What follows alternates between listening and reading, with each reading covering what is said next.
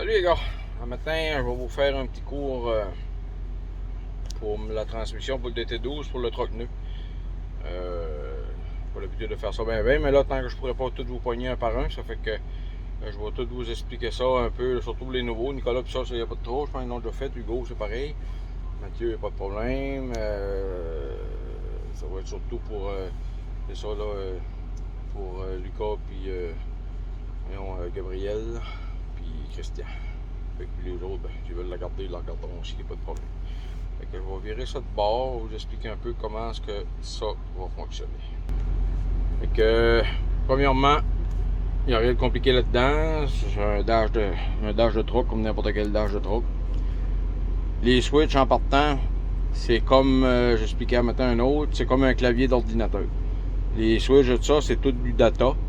Fait que tu fais juste, mettons, toucher une fois en haut. C'est le même principe que si tu peserais sur le piton A, B, C sur un clavier. Ça fait que je fasse ça ici, les lumières allument. Genre, pour l'éteindre, je repèse en haut.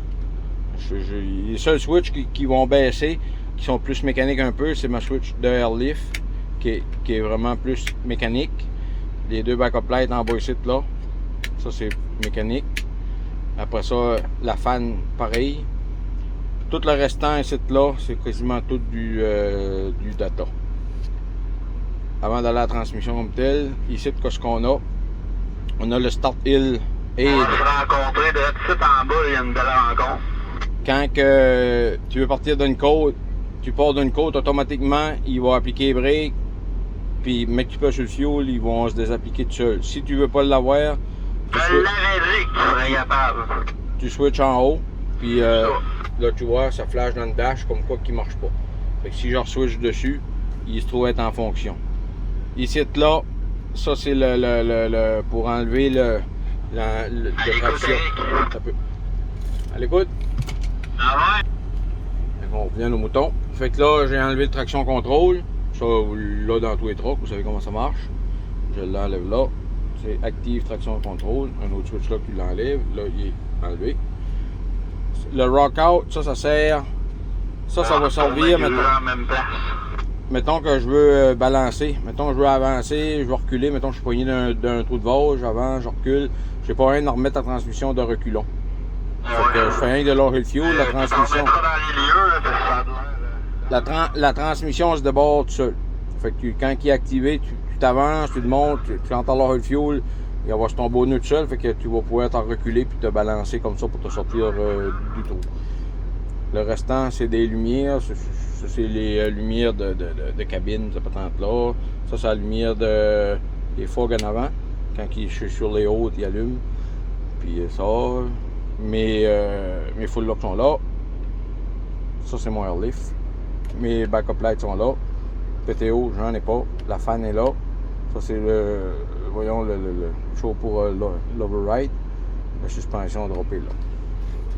À cette heure, pour la transmission comme telle, on a le petit bras là, qui est là, ça c'est mon Jacob, formé, une couche, deux couches, trois couches, première position, deuxième position, troisième position. Si vous renez ça en mode automatique, mettez pas le Jacob parce que si vous arrêtez pour juste slacker derrière un char, n'importe quoi, lui, dans son dire qu'il faut arrêter, fait que ça break. Fait que l'idéal, tu runs pas de Jacob dessus en mode off-road. Moi, à 80% du temps, je le run en mode manuel. Fait que c'est 80 puis même 90. Fait que comment que ça fonctionne? D'avant, un D là, reculons là. De même, c'est d'avant. Il faut toujours peser les breaks parce que sinon, il n'embarquera pas. Pèse des breaks. Là, il tombe en première par défaut. Fait que là, j'ai au neutre là, de reculons. Il va tomber de reculons 1, puis il tape reculons 2. Il retombe du reculon 1, neutral. Si tu veux le mettre, là, il est en mode off-road. En forêt, moi, je décolle toujours en mode off-road. Pourquoi? Parce que quand tu décolles en mode off-road, la clutch va étirer plus un petit peu. Ça va faire plus comme un départ. Quand nous autres, on va décoller avec un truck normal, on peut faire étirer la clutch un petit peu, ça décolle mieux. La clutch n'est pas embrayée, puis tu avances. Fait qu'elle va étirer un petit peu plus, il faut que tu pêches le fuel pour que ça avance. Moi, je décolle toujours ça parce qu'on met des chars en cours assez pesants. Fait que je décolle en mode off-road, j'y fais faire une vitesse ou deux. Ensuite, je le remets en mode manuel. Le mettre en mode manuel, tu peux sur le piton, tu le tiens une seconde ou deux, il va tomber en mode manuel. Fait que là, après ça, tu le runs comme que tu veux. Là, tu vas le runner, mettons, en mode manuel, première. Ça va shifter comme un truck ordinaire, tu vas faire 1, 2, 3, pas de trouble avec ça. C'est toi qui gères ça, à 100%. C'est toi qui vas le gérer à 100%. Quand ça fait un petit bip de même, c'est parce que soit que l'RPM est trop haut, il n'est pas prêt à le prendre. Fait que tu vas le laisser faire. Quand tu le mets pas au neutre, il te le dit qu'il n'est pas au neutre. Pas de problème avec ça. Puis, si tu veux l'avoir en mode automatique, off-road, tu repèses une fois, tu tombes en mode performance. Mode performance dans le bois, je m'en sers pas. Pourquoi? Parce que ça va être plus pour l'économie de fuel, ça va plus arriver, puis sauter des trous, puis dans le bois, ça travaille pas bien.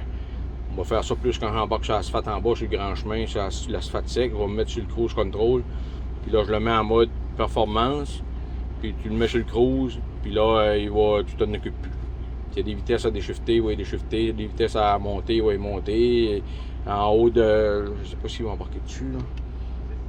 Il n'embarquera pas, fait exprès. Je vais le mettre dedans. Il me fait bip bip bip parce que je suis pas attaché. Il va arrêter.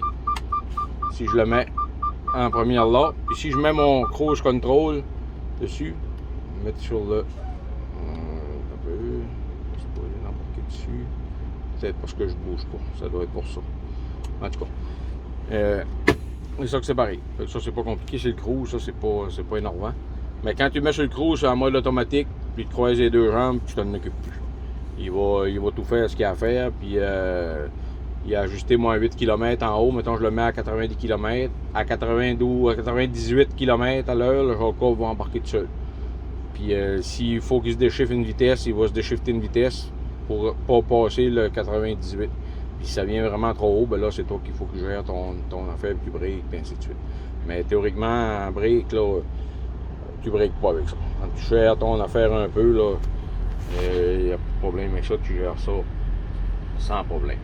Parce que si on va, si je viens ici, là, comme ça ici, voyez-vous, je suis à 89%, je l'ai mis à 0, ça va faire 7 jours que je travaille avec.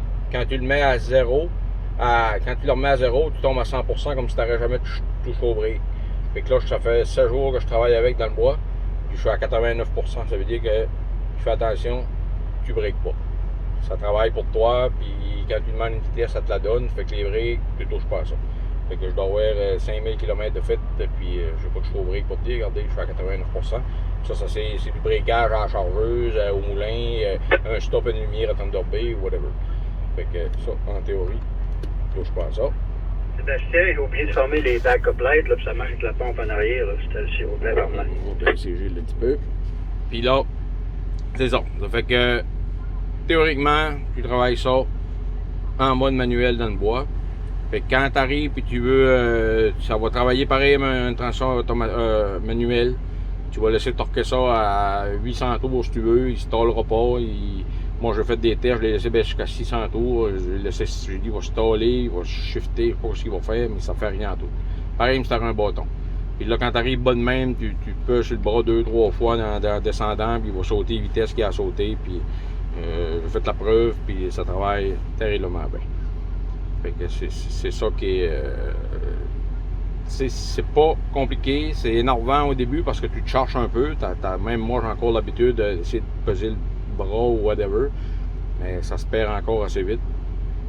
Puis quand tu as appris à travailler avec ça, parce qu'il faut que tu travailles pareil avec ça, si tu veux chauffer ça en mode manuel, en mode automatique comme un pick-up, tu n'auras pas de plaisir parce que lui, tu t'attendras, il va shifter quand tu ne t'attends pas, puis whatever. Ça veut dire qu'idéalement, dans le bois, ça neige, comme là, vous voyez, là, c'est l'hiver à matin ici. Fait que, idéalement, ça neige, puis ça, moi, j'ai eu aucun problème encore. Je n'ai pas resté pris à nulle part. Puis, on met des gros voyages, les 69, les 68, puis 69 kg aussi tout le temps. Puis, aucun problème avec ça. Puis, il n'y a pas des montagnes comme par chez nous, mais ici, c'est des cassés, des petits crève-cœurs. Puis jusqu'à date, j'ai fait tous les tests inimaginables que je pouvais faire jusqu'à date, puis j'ai eu aucun problème avec ça. Fait que c'est juste une habitude, c'est juste le vouloir. Je l'ai fait essayer à 2-3 gars ici. Ils ont tout trippé. Au début, ils pensaient tous que c'est pas grave, mais en fait, ils ont tous aimé ça. Fait que c'est un autre mode de conduite. C'est une autre affaire. Les transmissions là, d'après moi, elle est peut-être pas à 100% encore, là, mais elle est à 95-98% certain parce que en mode manuel, moi c'est ça que je voulais avoir. Quand en mode manuel, ça travaille comme un bâton, que je suis capable de topper mes côtes, puis d'arriver, puis faire baisser ça 1000 tours sur le top, topper une côte sur le top, puis ça année, je peux avoir à shifter là, tu fais de la côte pour rester là. Puis jusqu'à date, ça fait tout ce que je veux que ça fasse. Sans exception, ça l'a tout le temps fait. Ça c'est en montant, en descendant, tu te lâches aller dans une côte, tu veux qu'il saute 2 trous en swingant, tu lèves 2 fois sur le piton, si t'es en 6, ça va sauter en 8, puis il n'y en a pas de problème. Puis ça va le faire beaucoup plus vite que toi tu peux le faire. Parce que le temps que soit que tu déclenches ou tu donnes ton coup de fuel ou whatever, ben, le temps que tu fasses ça qu'un manuel, elle est déjà rendue en vitesse, puis t'es parti. Fait que tu peux pas arriver avec ça. Jusqu'à date, en tout cas, non. Tu peux pas arriver avec ça. Pour ce que moi j'ai fait jusqu'à date avec ça, puis tu peux pas shifter plus vite que ça, puis t'entends rien. Ça fait pas criche, ça fait pas croche, ça fait pas rien en tout. Rien. Quand je dis rien, c'est rien. Là, la durée dans le temps, mécaniquement, on va voir que ça va faire. Non, oui, c'est full garantie, c'est garantie 5 ans full. Fait qu'il ne devrait pas nous achaler avec des histoires de choc load, puis pas garanti parce que c'est un choc load comme qu'on voit sur les 18, c'est folleur, puis ça.